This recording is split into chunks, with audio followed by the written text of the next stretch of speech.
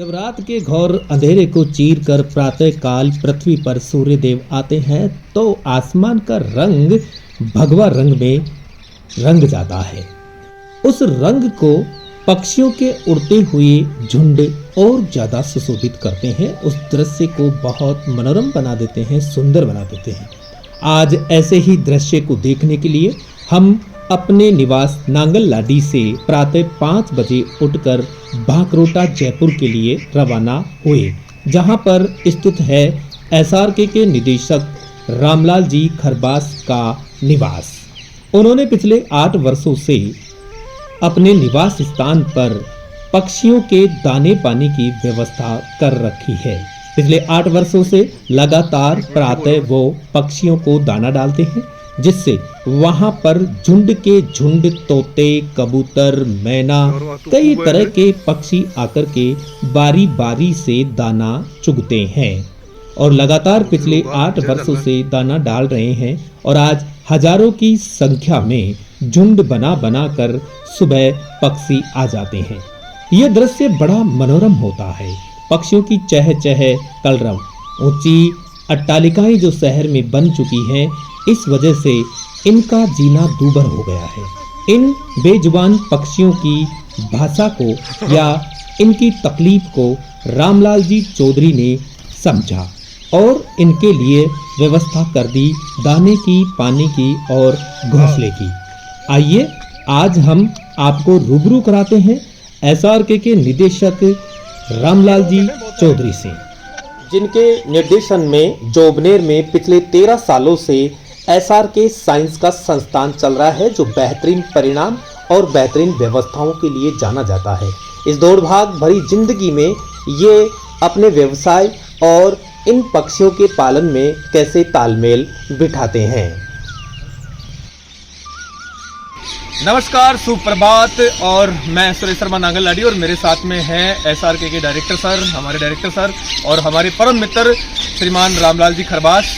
आज सुबह सुबह हम आपको दिखा रहे हैं कि ये जो हमारे सर हैं वो कितने पक्षी प्रेमी हैं और प्रकृति प्रेमी हैं, और कई सालों से ये अपने निवास स्थान जो भाकरोटा में है, जयपुर भाकरोटा, वहाँ पर इन्होंने इतने सारे पक्षियों को दाना दे करके मतलब दाना डालते हैं डेली, कि आज सैकड़ों की संख्या में नहीं, हजारों की संख्या में यहाँ पे तोते और कबूतर आते हैं। और सुबह का जो एक दृश्य है वो इतना सुहावना दृश्य हो जाता है कि पक्षियों की कलरव है, चहक है। और सुबह सुबह आज अर्ली मॉर्निंग, सुबह बहुत जल्दी मैं और मेरे मित्र तेजपाल जी कुलरिया, डॉक्टर मुकेश, हम तीनों भी इस सुहावने दृश्य को देखने के लिए आए। आइए हम आपसे रूबरू कराते हैं रामलाल जी सर को कि ये प्रेरणा कहाँ से मिली और ये कब से ये कार्य कर रहे हैं। नमस्कार सर, गुड मॉर्निंग। जय श्री राम। जय श्री राम। जय श्री राम सर। हम आप कीजिएगा जय श्री राम। जय श्री राम। जय श्री राम। तो सर हम पहले तो ये जानना चाहेंगे कि इतने सारे पक्षी आपके पास में आ रहे हैं, तो ये प्रेरणा कहाँ से मिली आपको? सर मैं प्रकृति प्रेमी हूँ, मुझे पक्षियों से, गाय से और पेड़ों से बहुत ज्यादा प्यार है। हाँ, वो हम देख रहे थे सुबह आप गाय को भी आप ही खाना वाना खिला रहे थे। जी सर, जी सर। हाँ, और पक्षी मुझे बहुत ही ज्यादा अच्छे लगते हैं शुरू से ही। अच्छा। तो मैं इनकी केयरिंग करना बहुत अच्छा लगता है कि इनको खाना दें, इनका पानी डालें, इनका ध्यान रखें, क्योंकि ये लुप्त होते जा रहे हैं, इनका कोई ध्यान नहीं रखता। इनकी और किसी का ध्यान अग्रसर नहीं है, ये लुप्त हो रहे हैं, तो हमें इनको बचाना चाहिए, इनकी हेल्प करनी चाहिए। मनुष्य तो कुआं खोद के पानी पी सकता है, लेकिन ये नहीं पी सकते। बिल्कुल। हम क्यों नहीं इनके लिए कुछ करें।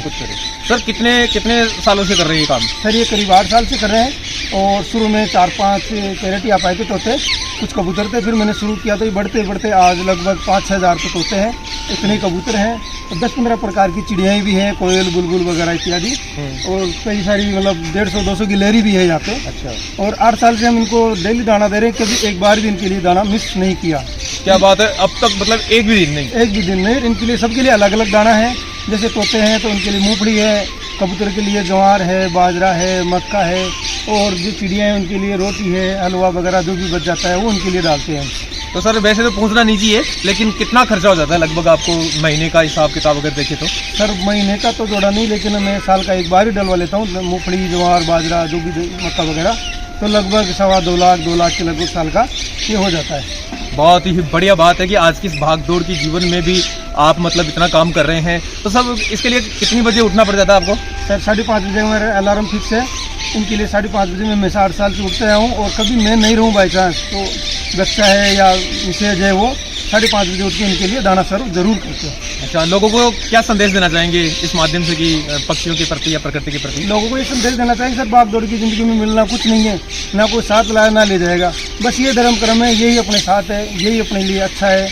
अपने जैसे कोई मुसीबत आती कुछ भी आती है, पहले के ज़माने में अपने पटेल पंच किसी को दंड देते थे तो ये देते थे, बोला 5 किलो जवार का इसका दंड दो, 10 किलो बाजरा डलवाओ, इसे पक्षियों को दाना डलवाओ। तो उस दाने से उसका मतलब जो कुकृत्य कर दिया वो भी धुल जाता था। इससे बड़ा कार्य और कोई इस धरती में मेरे हिसाब से नहीं है। बहुत बहुत धन्यवाद सर, आप इतना अच्छा सोचते हैं और ये वास्तव में प्रकृति के प्रति एक प्रेम है। और हम सभी से निवेदन करते हैं कि आप भी अपने छतों पर जहां भी रात की रोटी बची हुई है उसके टुकड़े करके डाल सकते हैं, पक्षियों के लिए दाना डाल सकते हैं, उनके लिए पानी की व्यवस्था कर सकते हैं। रामलाल जी सर का बहुत बहुत धन्यवाद कि ये जो आज की नई पीढ़ी है उसको ये प्रेरणा दे रहे हैं। नमस्कार, जय श्री राम।